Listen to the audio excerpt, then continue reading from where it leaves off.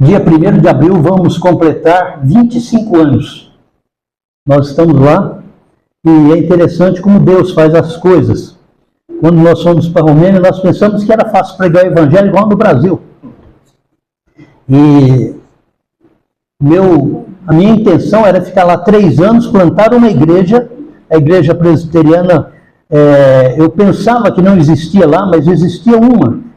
E até hoje existe uma igreja em Bucareste, a capital da Romênia, e foi fundada por um missionário coreano, até hoje ele está lá, ele é mais velho do que eu já estou com os meus 68 anos, eu sei que vocês não acreditam, muito mais. Então ele está lá, ele é mais velho do que eu, e a língua romena e a língua coreana é totalmente diferente. Então hoje eu falo romeno muito melhor do que ele. Ele sabe também romeno, mas ele prefere falar mais quando ele sai para outros lugares, falar em inglês. Ele fala inglês bem melhor do que eu, mas Deus tem usado esse irmão, tem usado essa igreja, e nós fomos para lá com a ideia de ser um segundo Simonton. Mas chegamos lá, já tinha um Simonton e uma Simonta. Lá, vocês vão ver, nós vamos passar um filminho, aqui vocês vão ver um pouquinho da história de lá. É só um filmezinho de 3 minutos e pouco. Depois acho que eu vou comentando para vocês alguma coisa. A irmã ali não está vendo, eu estou bem na frente, né? Ou então, toca de lugar. Então, põe, por favor, aí, o A. Oh, tem som. Tem som.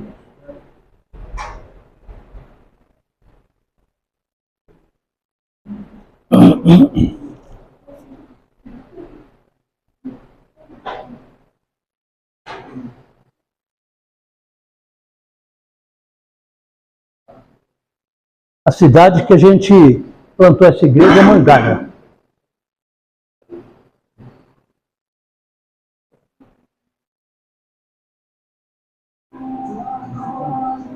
Essa missionária que começou o trabalho lá.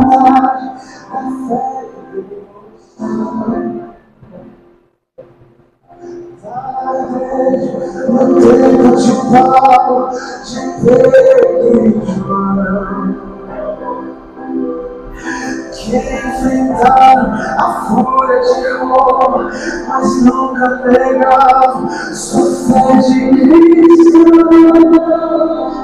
Ai, mas sempre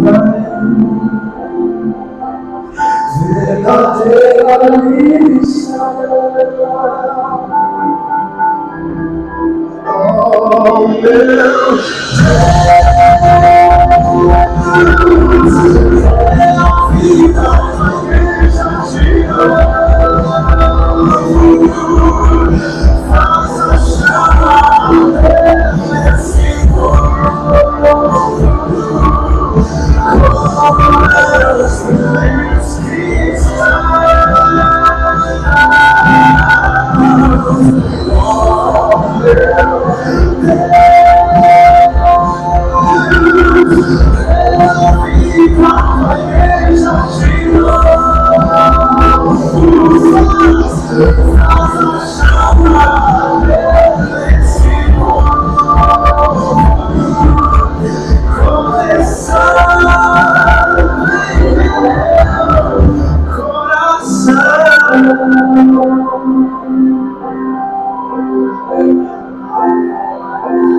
Eu queria ver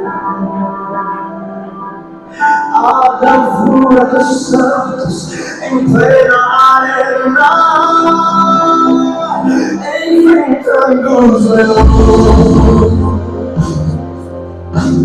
Quanto mais a fogueira queimava, se ouvia o louvor dos nossos irmãos.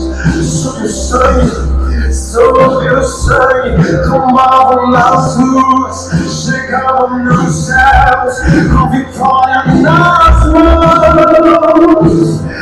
Ela é sempre verdadeira missão.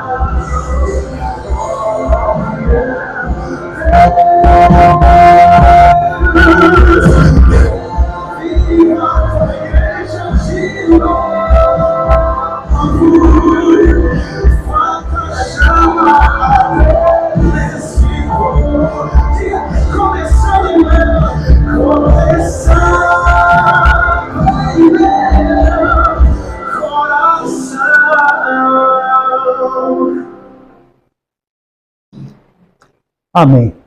Eu não sei o que aconteceu com o som, mas o original não tem isso não. Bom, vocês viram ali, como nós dissemos, nós estamos na Romênia já há 25 anos. Durante 23 anos, éramos só aquela missionária lá e nós dois. O ano de 2023, chegou uma outra missionária lá e... vamos passar o B, por favor. O B não tem música, é só umas fotos. Não sei se vocês estão ouvindo aqui. Para a gravação aqui. Essa missionária aqui chegou lá no ano de 2023. E em junho de 2024, esse pastor veio para lá para me substituir. Ele está lá agora, já tem a sua carteirinha de residente na Romênia. Do lado de lá nós dois, aqui a igreja, como é. O pastor, o nome dele é Reverendo Tércio, ele é do Espírito Santo, aqui pertinho de vocês, né? É do Espírito Santo. E eles já estão conduzindo a igreja. Nós ficamos na igreja até junho do ano passado. De julho, nós passamos a morar em Bucareste, e agora nosso projeto não é mais de plantação. A igreja está plantada, vocês viram, e o milagre, esse Deus maravilhoso que nós temos, que Deus chamou alguém como eu. Eu vou dizer para vocês por quê. Eu sou da roça, fui criado na roça, no interior de São Paulo. Vocês percebem que o meu sotaque é diferente de vocês, né? Eu fui criado bem lá no interior, meus pais mineiros, por isso que eu tenho esse assim, mas vocês vão entender. E de lá Deus me chamou, nós fomos para São José do Rio Preto. Depois de São José do Rio Preto, fui para o seminário, onde fiquei 4 anos, no seminário presbiteriano conservador, lá em Riacho Grande. E depois saímos e fui pastor na igreja central de São José do Rio Preto. Depois nós fomos para o norte, nós fomos para Paraíso do Norte de Goiás, 1.250 quilômetros de São José do Rio Preto até lá. Depois nós ficamos lá um ano só, porque no próximo ano nós mudamos de estado sem sair de casa. Ou seja, o Goiás foi dividido, e então passou a ser Tocantins, e nós ficamos lá mais 3 anos, e depois voltamos para a Igreja Central de São José do Rio Preto, ficamos mais 4 anos, e depois nós fomos para Rio Verde, Goiás, na segunda igreja. De lá Deus nos chamou para sermos missionários na Romênia. É uma longa história, não vou contar para os irmãos, não dá tempo para isso, mas o que eu quero dizer para os irmãos é o seguinte: a igreja na Romênia, a igreja presbiteriana, eu disse que Deus é maravilhoso, Ele usou-nos para isso. E a Romênia, não sei se vocês sabem, mas é um dos 3 países mais pobres do leste europeu. A Romênia, a Bulgária e a Albânia. São os 3 países mais pobres. E nesse país mais pobre foi onde Deus usou para plantar a primeira igreja com o templo presbiteriano nosso, da Igreja Presbiteriana do Brasil.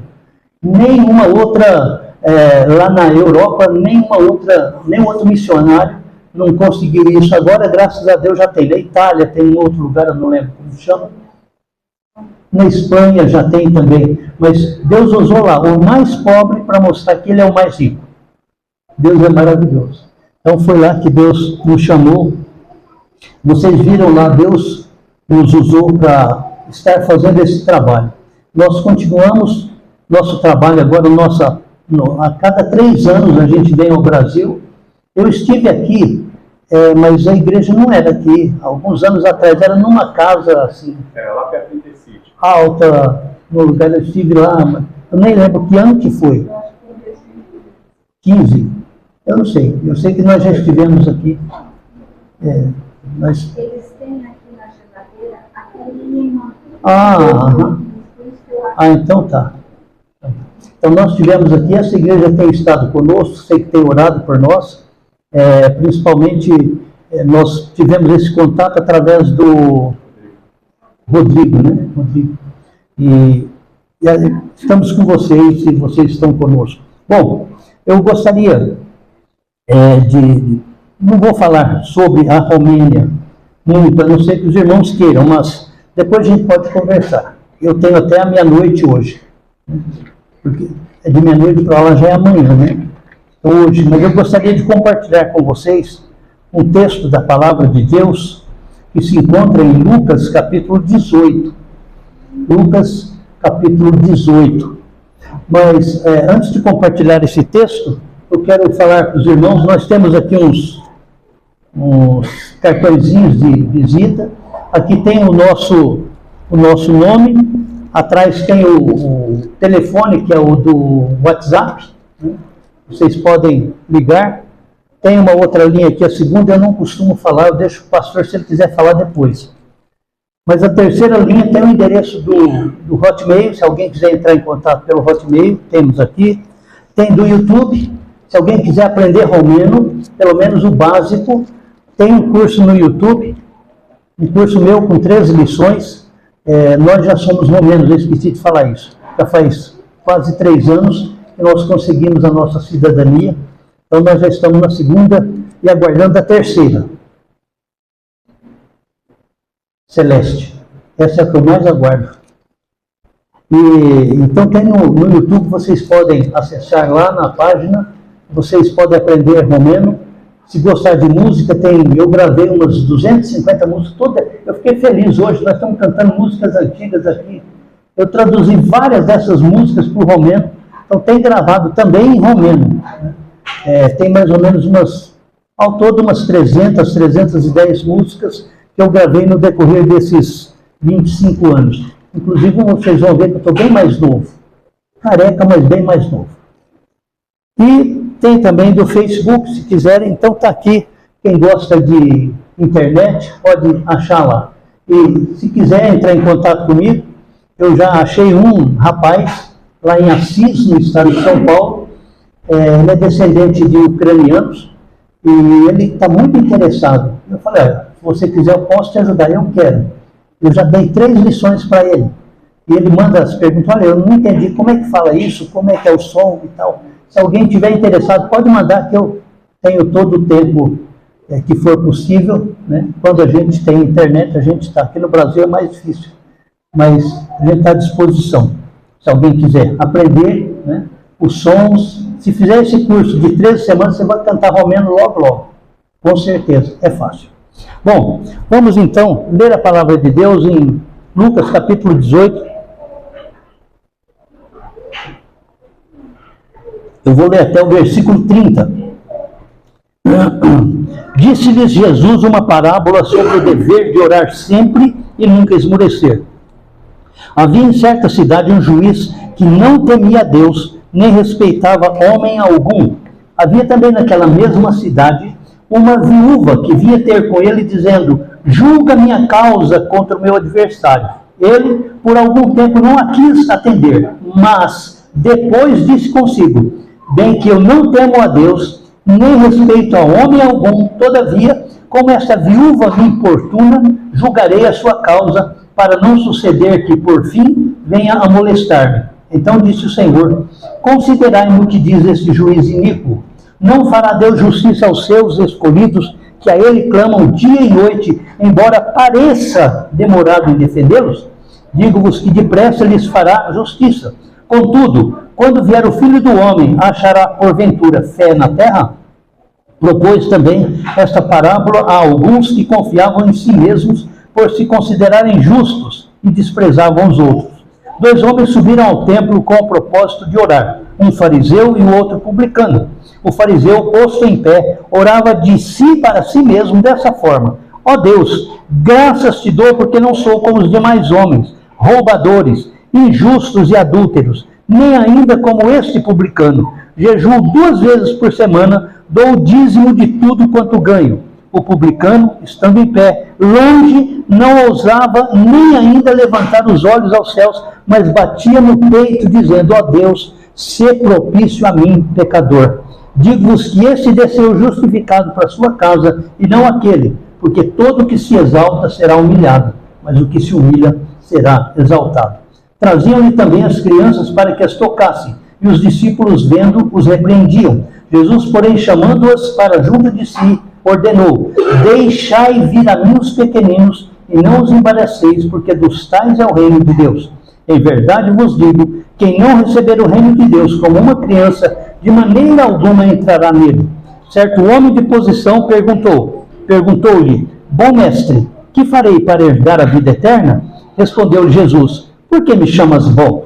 Ninguém é bom, senão um, que é Deus. Sabes os mandamentos: não adulterarás, não matarás, não furtarás, não dirás falso testemunho, honra o teu pai e a tua mãe. Replicou-lhe ele: tudo isso tenho observado desde a minha juventude.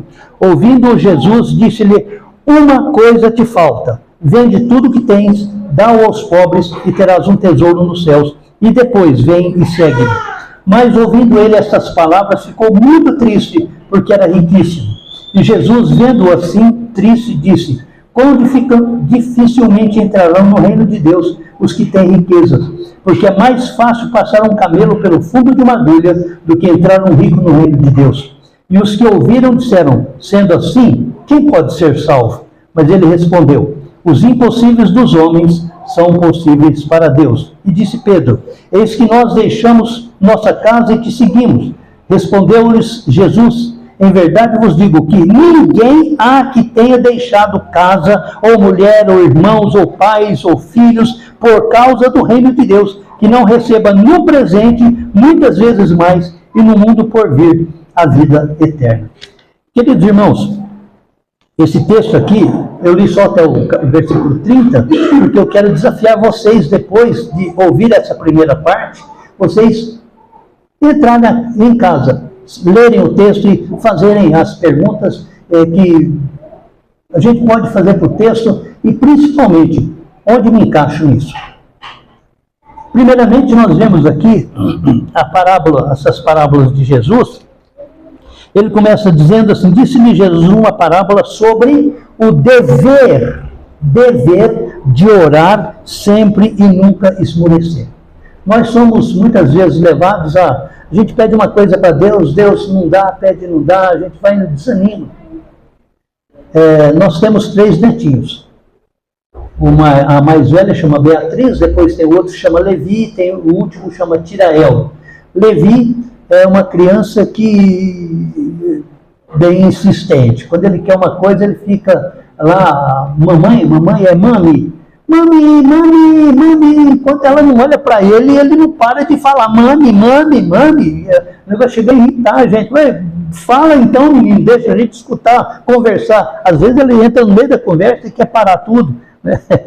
Então aqui Jesus fala sobre o dever de orar sempre e nunca esmorecer. A gente nunca sabe quando Deus vai nos ouvir. A gente sabe que Deus, ele ouve e ele responde de 3 maneiras: sim, não e espera. Tudo tem seu tempo. Eclesiastes capítulo 3 fala que tudo tem seu tempo. Tempo de abraçar, afastar-se de abraçar, juntar pedra, jogar pedra fora, enfim, tudo tem seu tempo. E ele fala aqui então de um juiz que se gaba de dizer: eu não temo a Deus, não tenho medo de homem nenhum, mas essa viúva aí, qualquer hora ela vai pegar um guarda-chuva e vai mandar na minha cabeça. Porque ela vem e fica insistindo. Ela insistiu. Quando nós queremos uma coisa, especialmente as crianças, elas insistem. E se nós queremos uma coisa de verdade, nós insistimos com Deus. Não que Deus não saiba, Ele quer ver se nós queremos mesmo. Quando um rapaz está apaixonado, tem algum aqui por aqui que está apaixonado? Não responda. Está apaixonado, ele fica, ele manda rosa, ele insiste, ele quer aquela. Eu sei, para mim não foi tão difícil assim, porque eu pedi para Deus para mostrar qual era a vontade dele, se era uma coisa ou a Solange, e Deus mostrou, era a Solange. Então nosso namoro foi bem longo, nós namoramos, começamos a namorar, noivamos e casamos em 4 meses. Eu terminei o seminário num sábado, casei no outro, porque eu tinha certeza que era ela. Não precisou nem insistir muito, porque eu perguntei para Deus, e ele falou: é ela. Então, ok. É outra história que vai longa para contar. E ele vinha, então, aqui há algum tempo e o juiz não queria atender, mas depois ele falou, essa mulher vai acabar aprontando comigo. Então, uma pessoa desesperada, né? E aqui era uma viúva, e nós temos que pensar no contexto de lá, que a viúva ela não tinha ajuda, né? Aqui não diz o texto, mas ela poderia não ter filhos, não sei, era viúva. A única coisa que a gente vê é que foi casada. Mas ela falou, olha, ele falou, como essa viúva me importuna, eu julgarei a sua causa, para não suceder assim. Então Jesus disse uma coisa, considerai no que diz esse juiz iníquo. Presta atenção. Eu gosto muito de ler a Bíblia e gosto muito de ver certas expressões. Considerai, lembrai-vos da mulher de Ló, e coisas assim que a Bíblia fala, a gente tem que ficar bem atento, né? E ele diz, Jesus diz, considerai no que diz esse juiz. Não fará Deus justiça aos seus escolhidos. Não é para qualquer um, para os seus escolhidos. Nós, como bons presbiterianos, nós cremos que Deus nos elegeu antes da fundação do mundo. Ou seja, Deus não viu nenhum merecimento em nós. Deus nos escolheu para sermos salvos e para fazermos boas obras, como diz em Efésios capítulo 2. Ele diz, não fará justiça aos seus escolhidos, que a ele clamam dia e noite. Dia e noite. Embora pareça demorado em defendê-los. É isso que eu falo. Às vezes nós pensamos, mas Deus está demorando tanto, tanto. É uma coisa assim. Eu tenho, aproveitando isso aqui, eu tenho um pedido para os irmãos. Orem pelo meu filho mais velho. Ele abandonou o caminho do Senhor já faz alguns anos. E eu espero que Deus... Eu tenho orado, e as igrejas que eu vou, não tenho vergonha de falar isso, mas orem pelo meu filho. O nome dele é Jonatas. É um amigo de Davi, Jonatas. Orem por ele para que Deus toque. Eu não vou cessar, mesmo que eu morra sem ver isso, eu creio que um dia Deus vai chamá-lo de volta. Pareça demorado em defendê-lo. Digo-vos que depressa lhes fará justiça. Agora, tem um pequeno problema, aliás, um grande problema. Quando o Filho do Homem, quando Jesus voltar à terra, será que ele vai encontrar fé na terra? Às vezes nós não cremos que Deus possa fazer uma coisa, sabe? E Deus ele é tão tremendo que às vezes até a gente duvidando, ele mostra, ele faz. Lázaro estava morto, Lázaro não tinha fé. E Jesus foi lá e tirou ele para fora. Aquele que estava na porta do templo lá, pedindo esmola, Pedro diz, nós não temos dinheiro, mas o que a gente tem, em nome de Jesus, levanta e anda. Ele levantou e andou, ele não estava esperando isso, ele não tinha fé para isso. E Deus faz.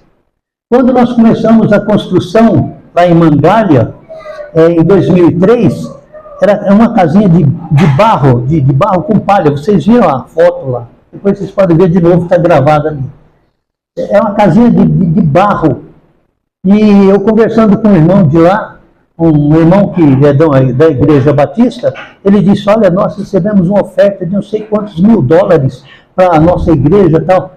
E eu falei para ele, eu pensei, mas vocês são igreja reconhecida, nós não somos. Ou seja, eu naquela hora eu pensei, Deus não vai fazer isso. Vocês viram o tamanho daquele templo? Lá nós temos quarto para, se alguém quiser ir visitar, avisando antes, né? Pode ir lá que tem lugar para ficar. Deus levantou esse dinheiro porque Ele é o dono do ouro e da prata. Nós temos que ter fé, porque Deus, Ele pode todas as coisas. Porventura achará fé na terra? Depois ele propõe uma outra parábola a alguns que confiavam em si mesmos. Esses aqui são os famosos crentões. O super crente. Ele acha que ele crê mais do que todo mundo. Ele acha que ele é mais crente do que todo mundo, ele julga todo mundo, enfim. 2 homens sobem ao templo, um fariseu, um publicano, o fariseu em pé. Interessante que o texto diz, orava de si para si. Ele estava ali diante de Deus se gabando de quão crente que ele era, de quão bom ele era. Ele fazia algumas coisas que eram coisas boas. Se você analisar o que ele fazia, eram coisas muito boas. Porém, a motivação era outra. Ele queria se aparecer diante dos homens, assim como Ananias e Safira quiseram aparecer diante dos homens e acabaram morrendo diante de Pedro. Né? 2 estava lá, o fariseu orava de si para si dessa forma, ó Deus, graças te dou porque eu não sou como os demais homens. roubadores, injustos, adúlteros, nem ainda como esse publicano. Eu jejuo 2 vezes por semana, dou o dízimo de tudo quanto ganho. Eu quero fazer uma pergunta para vocês, e eu sou livre diante de Deus, porque eu não conheço nenhum de vocês, nem o pastor, eu não lembrava, né? Eu posso falar livre de tudo. Analise bem. Roubadores. Eu tenho falado na Romênia há muitos anos, eu vejo uma coisa no supermercado que me deixa assim revoltado, é a tal de como é que fala boba? Um grão de uva. É grão que fala? Um grão de uva. Uma uva. Tá? Vem um lá, passa, pega um e come. Não está escrito para você experimentar. Nos supermercados, normalmente, quando está escrito, né, está lá cortadinho, tem muitas promoções, especialmente dias de sábado, tem promoções, está aqui, eles falam assim, gusta, ou seja, experimenta, né, experimenta. Então está lá. Mas uva, a gente vê, eu vejo às vezes pessoas idosas, mais idosas do que eu, que deveria ser exemplo, ele não pega uma, ele pega um monte assim e vai comendo pelo supermercado. Vem um, pega um moranguinho, que não é para fazer isso, porque está na caixinha, ele pega lá, e coisas assim que eu fico revoltado. Meu Deus, isso é roubo. Então, se você faz isso, meu irmão, não faz mais não. As coisas começam pequenas, mas o mal vai crescendo. Roubadores, injustos. Deus olhou do céu à terra e não viu um justo sequer. Eu gosto muito desse texto de Jeremias. O coração do homem é desesperadamente corrupto. Quem o conhecerá? Nós não conhecemos nosso coração, só Deus. Por isso que a gente vive, Senhor, misericórdia. Adúlteros. Eu nunca. Eu encontrei lá no Tocantins, quando eu fazia evangelismo explosivo, encontrei um homem, o único na minha vida. Eu tenho 39 anos de pastorado. O único que eu encontrei lá, que ele falou assim, eu não sou pecador. Eu nunca pequei. Como assim? Porque para ele pecar era roubar, matar e moça solteira. Se fosse solteira. Se fosse casada, não tem problema, mas solteira não pode. Aí eu falei para ele, olha, meu amigo, se o senhor não é pecador, eu tenho uma má notícia. O senhor vai para o inferno. Jesus morreu por quem? Pelos pecadores. Se ele não é pecador, ele está perdido, ele vai para o inferno. Né? Mas depois eu comecei a falar mais. Eu ainda não sou como esse publicano. E Jesus mostrou que o adultério não é só a prática do ato em si. Especialmente para os homens. Se você olhar para uma mulher com intenção impura, já adulterou com ela. Em Provérbio fala que quando a gente olha para uma coisa assim, olha e morde o lábio, você executou. Está escrito em Provérbios. Você duvidar, olha lá que você vai achar. Né?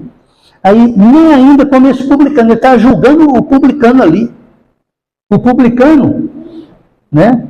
Ele olhou lá, eu não sou como esse, eu sou o melhor. Eu jejuo 2 vezes por semana. Quem faz isso aqui? O muçulmano jejua. Ele ora 5 vezes por dia. Isso é uma coisa para a gente pensar. O muçulmano que ora por um Deus falso, 5 vezes por dia, jejua. Nós fazemos isso. Eu confesso para os irmãos, eu não jejuo, porque além dessa diabetes, tem também um outro negocinho chamado hipoglicemia. Se eu ficar umas 4 horas sem comer, eu começo a tremer assim, posso até desmaiar. Pode acontecer uma coisa assim. Eu sei que não é isso que Deus espera, mas ele estava dizendo, dou o dízimo de tudo quanto eu ganho. Eu, como disse, 39 anos de pastorado, 14 no Brasil e 25 na Romênia. Nunca encontrei um crente que passou a ser dizimista e depois falou, me arrependi de ter feito isso. Minha vida está difícil. Sabe por quê? Porque a matemática de Deus, ela é maravilhosa. Na matemática nossa, 100 menos 10 é quanto? 90.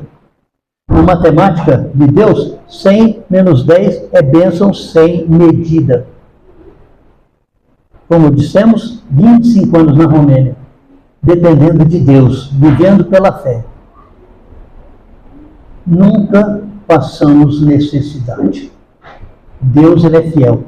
Deus tem vários nomes. O pastor depois pode falar para vocês, mas o que eu mais gosto é Yahvé Irê, ou Jeová Jirê, ou Deus proverá. Ele vai prover.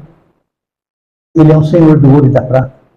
O publicano, estando em pé, por outro lado, aquele lá que não era como este aqui, estando em pé, não ousava nem ainda levantar os olhos aos céus. Ele batia no peito e dizia: Senhor, tem misericórdia de mim, pecador.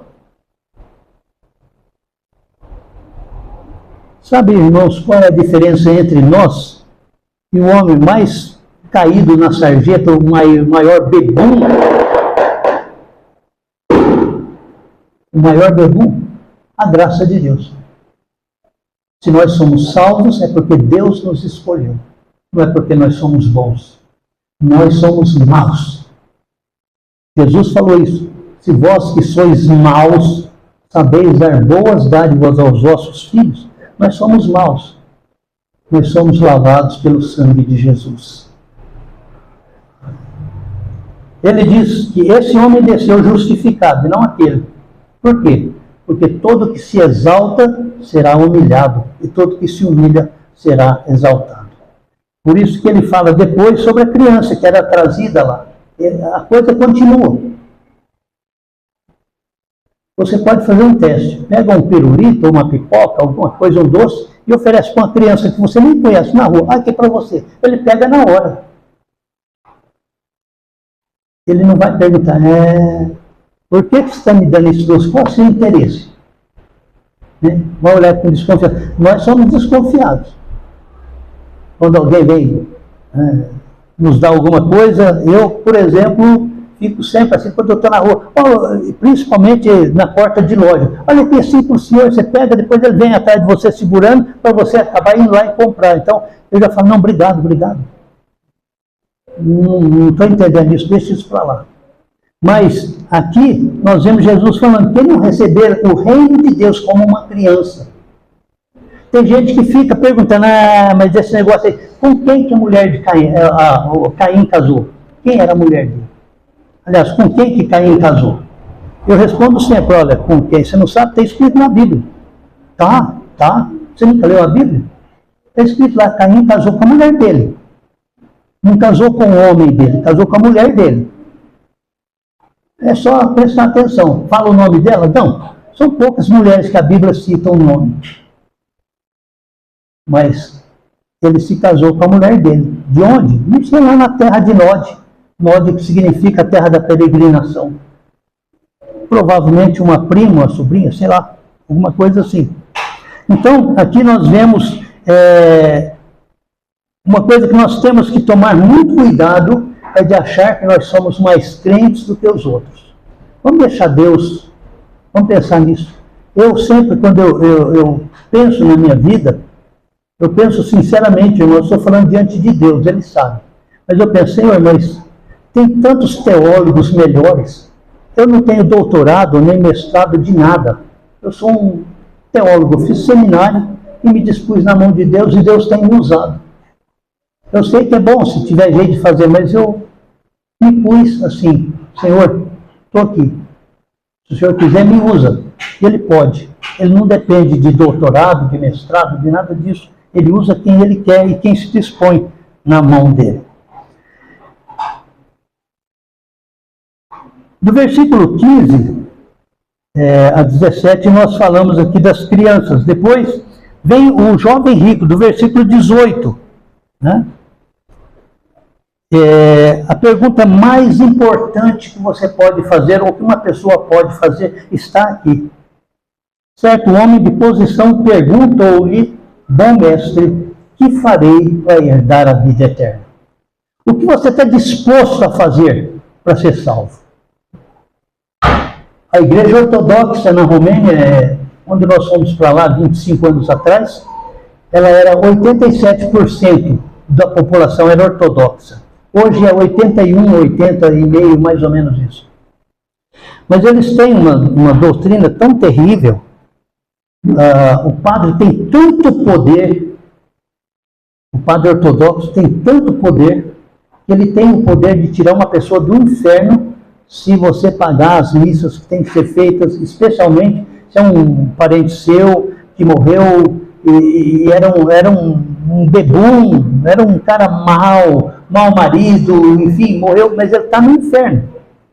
Para tirar ele do inferno e levar para o céu, ele tem 42 fronteiras para passar. Cada fronteira, o padre tem que fazer aqueles rituais, pagando, lógico, tudo é na base do dinheiro, pagando, então depois ele tira.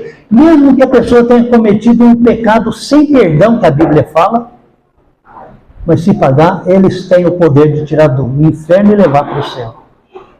E eles têm que pagar, porque eles querem que a mãe, o pai, o filho entrem no céu, eles têm esse desejo, é um desejo sincero. Mas aqui, o que eu tenho que fazer? Jesus testou esse homem. Para Zaqueu, Jesus não falou nada, falou só, hoje entrou a salvação nessa casa. Mas aqui, ele diz, olha, em primeiro lugar, por que você está me chamando de bom?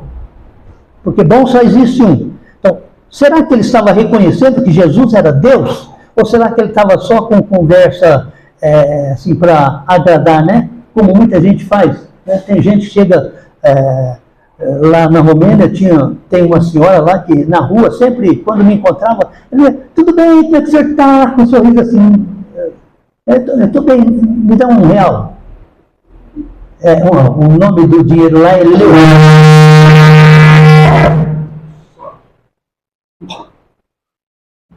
Esse Leu é pesado, hein? Bom, eu creio que talvez por ali precise, mas acho que não preciso disso aqui para os irmãos me ouvirem lá. Ela chegava sempre e falava, me dá um Leu. E falava, para comprar pão para os meus filhos, não sei o quê. Eu sempre fui dando dinheiro para ela, até um dia que eu a vi na cidade, com cigarro na boca, fumando. Dona Lili. Lili, né?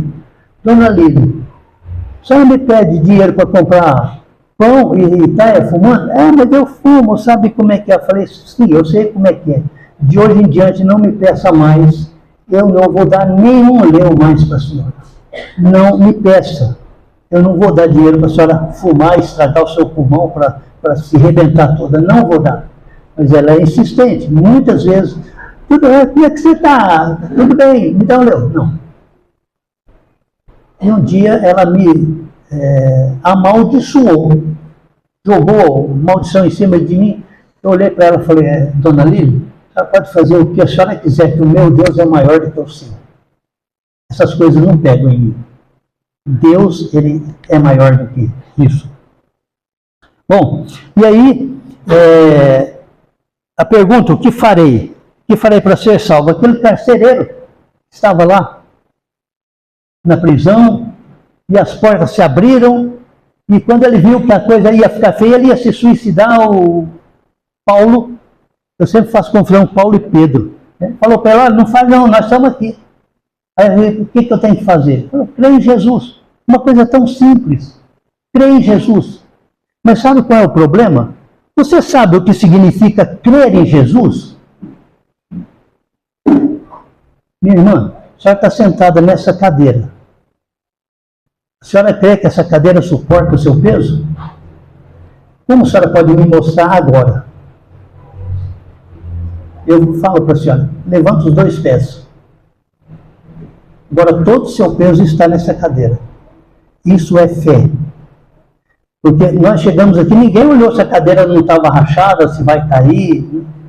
E eu caí uma vez pregando o evangelho, esse evangelismo explosivo, fui mostrar isso na casa de uma senhora. E falei para a senhora, sabe o que é fé? Não. Fé é o seguinte, tinha uma cadeira assim, eu peguei e falei, fé? Ela falou, não, mas não deu tempo, eu sentei. Eu queria mostrar para ela, a cadeira estava quebrada, e eu sentei na cadeira, a cadeira me levou para o chão. Ai, meu Deus, calma. Falei, senhora, viu? A cadeira me enganou. Não me suportou, mas Deus me suporta. Deus não faz isso comigo. Foi um negócio assim da hora, que eu não aprendi isso não. O Espírito Santo estava lá e falou, fala isso. E realmente é uma verdade. Bom, só Deus, nós somos miseráveis. Versículo 20, sabe os mandamentos. É interessante que Jesus usa aqui a metade dos 10 mandamentos. Ele começa falando 4 mandamentos negativos. Ou seja, não, né? Não faça isso. Versículo 20, ele diz,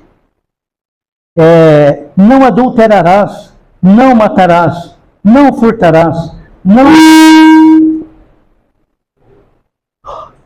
Eu vou morrer do coração hoje aqui. Se eu morrer, pode me enterrar aqui mesmo, tá bom? Eu já avisei meus filhos, onde eu morrer é lá que é para ser enterrado. Não quero que leve corpo para lugar nenhum. Eu só tenho esquecido que eu estava falando agora, então o susto foi tão grande. Os mandamentos. Então, tem 4 mandamentos. Não faça isso, não faça isso. E tem um positivo. Honra, aliás, é o único com promessa. Os outros é só não faça, não faça. Honra a Deus, se dobra diante de Deus, enfim. Mas aqui ele fala, honra a teu pai e tua mãe, para que te prolongues. Pode desligar isso, por favor. Para que te prolongue teus dias na terra que o Senhor teu Deus te dá. Honrar pai e mãe. E ele fala, Senhor, isso eu tenho feito desde a minha juventude. Então não era um jovem. Porque jovem era até os 30 anos, era considerado. Depois de 30, era homem, era adulto. Né? Por isso Jesus iniciou o ministério com 30. Então ele diz lá, eu tenho feito isso. No texto correlato de Marcos, diz que Jesus olhou para ele e o amou. Jesus olhou para ele e o amou. Por quê? Porque Jesus viu sinceridade nele, ele queria mesmo. Quando nós olhamos os ortodoxos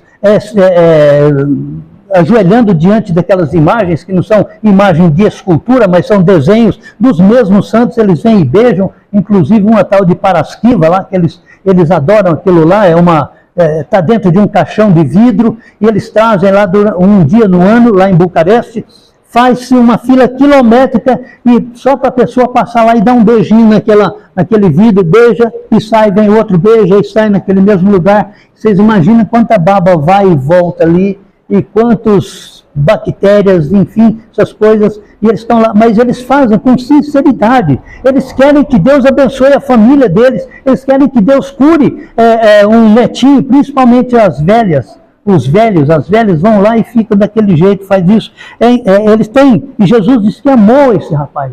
Mas ele disse, falta uma coisa. Você quer ir para o céu?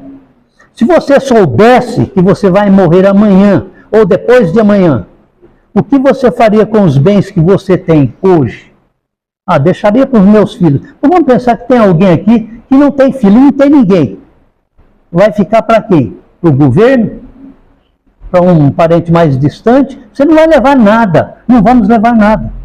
Mas eu creio, isso é uma crença minha, eu creio que foi um teste. Porque com Zaqueu me disse, eu estou disposto, Jesus me diz, vai fazer isso primeiro, depois você vem. Não, está disposto? Hoje houve salvação nessa casa. E ele saiu, porque ele tinha muitas riquezas, mas não é essa a verdade. A verdade é que as riquezas o tinham. Ele era escravo das riquezas. A raiz de todos os males, o que está escrito lá? O amor ao dinheiro, não é o dinheiro. Dinheiro é coisa boa. Com dinheiro a gente viaja, com dinheiro a gente compra coisas. É uma coisa boa nesse mundo aqui. Mas não pode ser o Senhor da nossa vida. Eu trabalho porque eu preciso comer. E não trabalho para enriquecer. Eu já vi gente, pessoas idosas, que não tem mais nem filho, nem um parente, que trabalha, está juntando. De repente ele morre. Alguém que nem sabia quem ele era, vem e leva tudo. Então, nós temos que pensar muito nisso. Jesus, ele então aqui, ele se achava, o rapaz se achava perfeito, Jesus não. E ele saiu muito triste dali por causa dessas palavras de Jesus. Agora, Jesus diz uma coisa, os ricos dificilmente entrarão no reino do céu. Dificilmente não significa que não entrarão. Porque teve um rico na Bíblia, tem um livro que fala sobre ele, 42 capítulos, no Velho Testamento, antes de Salmos, chamado Jó. Um homem que tinha riqueza, que tinha um monte de coisa, que passou por tudo aquilo, vocês podem ler. Lá no capítulo 42, ele chega a uma conclusão, Senhor, Eu ouvia falar do Senhor, agora os meus olhos te veem. Eu ouvia, agora os meus olhos te veem. Depois de uma experiência terrível daquela, ele chegou à conclusão. E tem gente que sempre critica a mulher de Ló. Ela também entrou num desespero e falou, amaldiçoa esse Deus e morre. Mas ela continuou com ele. E teve mais 10 filhos com ele. No momento de fraqueza, qualquer um de nós pode falar uma besteira. Mas Deus, ele conhece, ele sabe que nós não somos nada. Que é o homem para que dele te lembres. Nós não somos nada. Por isso, Deus tem misericórdia. Então aqui está, no versículo 26, a gente já está chegando no fim, no versículo 26 tem uma pergunta interessante. Sendo assim, quem pode ser salvo? Eles eram mais ou menos, eles criam mais ou menos no que hoje a gente chama de teologia da libertação, teologia da prosperidade. Se o cara é rico é porque Deus abençoa. Você sabe, tem igreja que prega isso, né? Se você é rico, você faz isso, vende a sua casa. Tá. Bom, não vamos comentar muito. Sendo assim, quem pode ser salvo? Eles pensavam que, se é rico, entra no céu, porque ele pode pagar. Mas o problema é que o dinheiro lá do céu não é nem real, nem leu, nem lira, nem dólar, nem euro, nem nada disso. E Jesus responde uma coisa: os impossíveis dos homens são possíveis para Deus. Aquilo que você pensa que é impossível, Deus pode fazer. Eu vou dar só um exemplo. Eu tinha um tio que não era crente, minha tia era crente, e ele estava com câncer no intestino. Ele começou a apodrecer vivo, estava numa situação que os médicos falaram, pode levar para casa, não tem o que fazer. Ela foi para a casa dela, ligou para as irmãs da igreja para orar por ela, orar por ele, porque Deus tivesse misericórdia. Meu tio foi curado milagrosamente. No outro dia, tudo aquilo que estava podre saiu. Foi uma coisa terrível ali de ver, de presenciar, o cheiro e tudo mais. Mas ele foi curado, ainda viveu muitos anos e nunca se converteu. Milagre não tem a ver com a fé, tem a ver com a vontade de Deus. Deus usa a nossa fé, mas nem sempre. Quantas vezes nós já oramos por pessoas doentes e elas não foram curadas? Crentes, filhos de Deus. Deus tem o plano dele. E eu penso uma coisa, para mim, viver é Cristo e morrer é lucro. Quando eu falo que eu prefiro ir para o céu, tem gente que fala, mas você está tão novo. Eu ouvi isso muitos anos, até quando eu era novo. Está tão novo. Minha mãe morreu com 59, minha irmã com 60, eu estou com 68, eu estou no extra aí da família, né? Mas, então aí Pedro diz, nós deixamos tudo. Agora, para aqueles que pensam assim, um dia eu quero ser missionário. Nós deixamos tudo. E Jesus diz, em verdade vos digo, que ninguém há que tenha deixado casa, ou mulher, ou irmãos, ou pais, ou filhos, por causa do reino de Deus, por causa de Jesus, que não receba no presente, muitas vezes mais, e no futuro por vir, a vida eterna. Nós não somos ricos, mas eu posso pensar assim. Eu ouvi recentemente uma definição do que é ser rico. Ser rico é ter uma geladeira, ter comida na geladeira, ter uma casa alugada ou sua mesmo, ter um carro para você ir para o trabalho ou condições de pagar o ônibus. Isso é ser rico. Na Romênia, no tempo do comunismo, eles tinham geladeira e tinham uma panela mais ou menos assim. Panela não, como é que chama? Caldeirão, né? Um caldeirão. E eles faziam sopa para a semana inteira. E aquilo lá ficava na geladeira. E eles comiam aquilo com pão. A base deles é pão e mamaliga, polenta. Em Romênia é mamaliga. E polenta, essa é a base deles. Então eles tinham isso.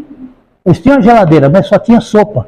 Aliás, é uma sopa bem sem graça, que eles chamam de chorba. Né? Um negócio meio aguado, não é sopa que nem as nossas aqui do Brasil, com batatinha, carne e essas coisas mais. Então, ele fala que Deus vai nos dar isso aqui no presente. Mas para mim o mais importante não é aqui, é lá. Porque aqui eu posso ser rico, milionário. Eu penso, quando fala do milionário, no Elon Musk, o homem mais rico do mundo, trilionário. E ele vai morrer e vai ficar tudo. Tudo vai ficar. Agora, nós temos que cuidar da nossa alma. É difícil ser salvo? Não, é muito simples. Você entrega a sua vida para Jesus. Confia nele. E ele vai fazer o que precisa. Nós temos que perseverar, fazer a nossa parte. Nós somos salvos pela graça, mas Deus nos chamou também para as boas obras. Porque Deus preparou essas boas obras antes da fundação do mundo também. Então nós não fazemos boas obras para sermos salvos, mas porque nós somos salvos. Então eu gostaria de terminar aqui, deixar essa mensagem simples com os irmãos. E os irmãos depois leiam do versículo 35 até o 43, sobre a cura do cego de Jericó, e ver lá o que Deus pode ensinar lá. Irmãos, vale a pena. Eu quero dizer uma coisa para vocês. Vale a pena ler a Bíblia. Eu fiz um pacto com Deus. E é para a glória dele o que eu vou dizer. E espero que toque no coração de vocês. Eu fiz um pacto com Deus de ler a Bíblia todo ano. E eu fiz isso até alguns anos atrás. Depois eu parei. Falei, Senhor, mas só uma vez não dá. É muito pouco. Eu quero ler 2. E eu estou lendo a Bíblia. Essa Bíblia que vai ser a 58ª vez que eu leio. Essa não. Essa aqui é a primeira vez. Porque cada Bíblia que eu leio, depois eu dou para alguém. Não fico com elas. Dou para alguém. E dessa vez eu estou tão abençoado que eu ganhei uma Bíblia dessa grossura, que deve pesar uns 2 quilos. Isso vai pesar na mala, mas eu vou levar com todo gosto. Eu quero desafiar vocês, lê a Bíblia. Josué 1,8 fala assim, não cesses de falar desse livro da lei. Antes medita nele dia e noite, para que tenhas cuidado de fazer segundo a tudo quanto nele está escrito. Então prosperarás no teu caminho e serás bem-sucedido. Nós queremos ser bem-sucedidos no nosso trabalho, no nosso casamento. Eu estava conversando lá em São Paulo com uma moça que fez, de onde fez esses cartõezinhos, e ela falando, a Solange estava lá e falou, vocês estão juntos? Eu falei, há 39 anos. Ela olhou assim, como? Eu falei, estamos juntos há 39 anos, somos casados. Ah, é coisa rara de se ver hoje em dia. Eu falei, pois é. Ela falou, qual o segredo? Eu falei, respeito, compreensão e, acima de tudo, Deus no seu casamento. Colocar o outro em primeiro lugar, foi umas coisas assim. Ali ela, que bom se todo mundo pensasse assim. Pois é, mas esse é o segredo. E Deus no meio. Deus abençoe os irmãos. Não sei se nos veremos novamente. Porque amanhã ou depois alguém daqui pode morrer e não vai me ver de novo, né? Eu sempre faço essa brincadeira. As coisas já estão até cansadas de ouvir isso. Mas amanhã a gente pode não estar aqui mais. E aquele que está em Cristo não morre. Ele é levado pelos anjos ao seio de Abraão. Lucas 16, 19, lá está falando sobre isso.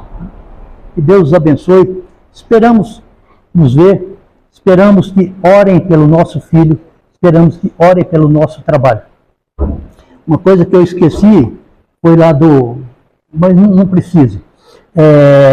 Como eu disse, nós ficamos 23 anos e meio, até que veio outra missionária. 24 anos e meio, agora veio o pastor, e nós estamos com um novo projeto que chama Colaborar. Eu vou estar agora, não na frente de uma igreja, mas dando apoio para os 2 pontos, as 2 congregações, e também para a igreja coreana. A igreja coreana não, a igreja presbiteriana, que o coreano fundou. A gente tem pregado lá 2 vezes por mês, e na outra congregação também, um pastor romeno, que foi ordenado na nossa igreja, é membro da nossa igreja. Então nós temos uma igreja formada, temos 2 pontos de pregação e vamos em frente. Temos 2 presbíteros, 3 diáconos, então é uma igreja formada e é uma igreja missionária. Desde o início, a igreja nossa era pequenininha, mas nós como missionários tivemos um pensamento. Se nós somos missionários, nós temos que ser também missionários.